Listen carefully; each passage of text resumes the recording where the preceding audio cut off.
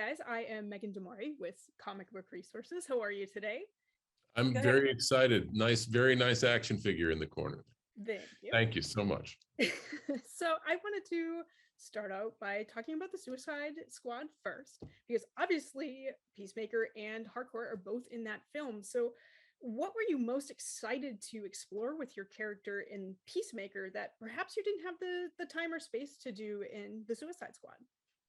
Oh, for me, it was just getting a chance to do something I loved. I really loved putting on the uniform and being such an interesting character. It's why I wore the uniform on the red carpets and wore it to interviews, and I really had a lot of fun with it. And when you have that much fun with something, of course you want to do it again. So a chance to be able to do it again, no matter what it entailed, that was a pleasure for me.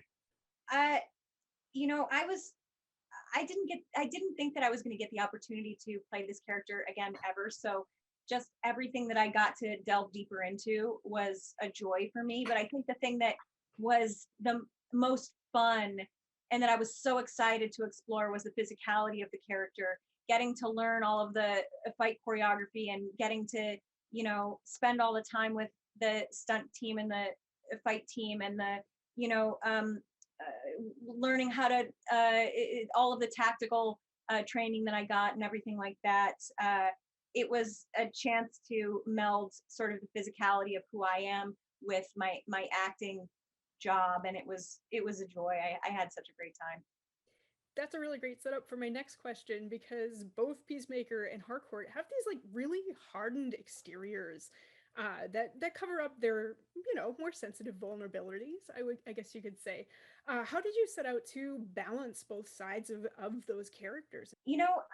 I think that when I set out to sort of explore who a character is, I think I just really delved deeply into what makes them who they are, what their childhood was like, and what brought them to the place that they're in. And I think that figuring out who Harcourt is and what makes her as hardened as she is was really interesting for me. I think the obvious parts of that are that when you're working in a job where you're killing people and seeing people die all of the time, I think generally in order for you to not fall apart emotionally, you kind of do have to close yourself off, and vulnerabilities become, sort of can become dangerous to you in this type line of work. So talking about it in a serious perspective, she, it's practical for her to not allow people to affect her in any way. So yeah, that's what I delved into. I think from Peacemaker's perspective, that persona is more boastful. I would see his perspective as the eyes of somebody in a first-person shooter game, and that's why he gamifies his marksmanship and his skills.